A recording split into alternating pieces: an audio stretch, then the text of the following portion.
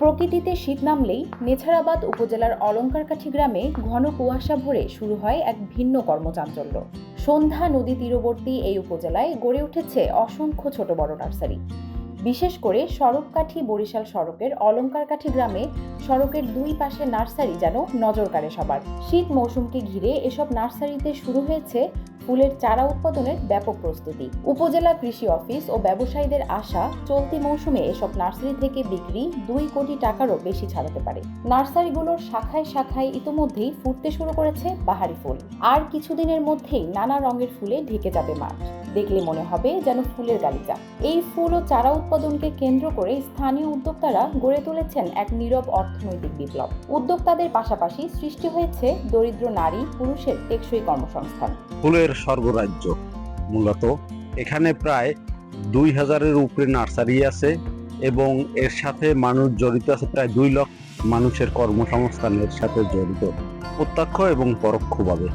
আমরা মূলত এখানে ফুলের গাছ, ফলজ গাছ, তারপর ভেষজী যে উদ্ভিদ গাছগুলো আছে আপনার ঔষধি গুণ সম্পন্ন, এই গাছগুলো আমরা এখানে তৈরি করি।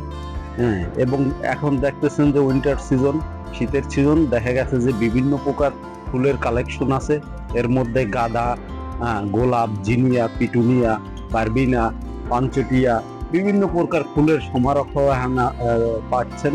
এছাড়াও এই যে উইন্টার সিজনের পরে আপনারা পাবেন ফলজ গাছ, আম, মালটা, কমলা, তারপর বিদেশি ফলের ভিতর রামবুটান, পার্সিমন, অ্যাভোকাডো, বিভিন্ন প্রজাতির আনার, ঔষধি গাছের ভিতর অর্জুন, তারপর হরতুকি, বহেরা, আমলকি, এই জাতীয় সমগ্র কাঠের গাছ এবং ফলজ গাছ এই অলংকার কাঠিতে আসলে পাওয়া যাবে। ফুলের ব্যবসার সাথে আমি আজকের 9 বছর হয়েছে এই জায়গায় নার্সারি করতে আছি। আমার এবছর কত 1015 মাল করছি। মোটামুটি বছর প্রতি বছরের সিদ্ধে বছর একেবারে খারাপ না, মোটামুটি বাজার ভালো আছে, কিন্তু সার ওষুধের দামটা একটু বেশি আর মালের বাজার একটু বেশি। আমার এখানে আছে স্টার আছে, নয়নতারা আছে, জিনি আছে, চন্দ্রমল্লিকা আছে, সোনোবাল আছে, পেপসিকা মরিচ আছে, খয়রিগান্দা, ইনকেগান্দা, তারপরে আপনার কলামরিচ, বিদেশি গোলাপ, ক্যারেন্ডোলা, দেশি গোলাপ। বর্তমান অবস্থা এই বছর 2 একটু মোটামুটি মালের বাজার একটু ভালো আছে। এই আসি মোটামুটি ডাইল বেগ খাইয়া সমান সমান। এই আমার নাম হচ্ছে মোহাম্মদ ইউসুফ, নার্সারি হচ্ছে মারদানা নার্সারি। আমার নার্সারিতে এই শীতের মৌসুমে একটু বেচা কিনা ভালো হয় এবং 2-3 জন লেবার খাটে, তাদেরও সংসার চলে, আমারও সংসার এই থেকেই চলে। নার্সারি মালিকদের সঙ্গে কথা বলে জানা গেছে, গত বছর প্রত্যাশা অনুযায়ী বিক্রি না হওয়ায় অনেকে লোকসানে পড়েছিলেন। সেই ক্ষতি পুষিয়ে নিতে এবার আগের তুলনায় বেশি জমিতে চারা উৎপাদন শুরু করেছেন তারা। বেচা বিক্রি মোটামুটি ভালো শুরু হলেও সার ও ওষুধের লাগামহীন দামে উৎপাদন খরচ বেড়েছে। অগ্রহায়ণের শুরু থেকেই নার্সারিগুলোতে শ্রমিকদের কর্মব্যস্ততা চোখে পড়ছে। অলংকার কাঠি, কুনিয়ারি, মাহমুদ কাঠি, সুলতানপুর সহ বিভিন্ন এলাকায় ঘুরে দেখা গেছে প্রায় 20টি গ্রাম জুড়ে চলছে ফুলের চারা তৈরির কর্মযজ্ঞ। দেখা গেছে ফুলের নার্সারিকে ঘিরে নেছারাবাদে নারীর কর্মসংস্থান সৃষ্টি হয়েছে। প্রতিটি নার্সারিতে 4-5 জন নারী কাজ করেন। দৈনিক 400 থেকে 500 টাকা মজুরি পেয়ে সংসারে টানাপোড়েন সামাল দেওয়ার চেষ্টা করছেন তারা। আমার নাম জুমা, আমি এখানে 1 মাস ধরে কাজ করি। আমার স্বামী ঢাকা থাকে।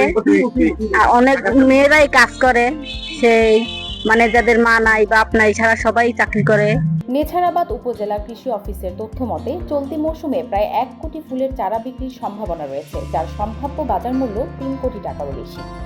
আমাদের নেছারাবাদ উপজেলায় পুরো শীতের সিজন জুড়ে, বিশেষ করে আমাদের নভেম্বর, ডিসেম্বর, জানুয়ারি এবং ফেব্রুয়ারি মাসের মাঝামাঝি সময় পর্যন্ত আমাদের নার্সারিগুলোতে ফুলের চারার আবাদ হয়। এখান থেকে আমাদের প্রায় 40 হেক্টর জমিতে আমাদের ফুল নার্সারিতে ফুলের চারার আবাদ হয় এবং সেখান থেকে প্রায় 1 থেকে 1.5 কোটি টাকার লেনদেন হয়।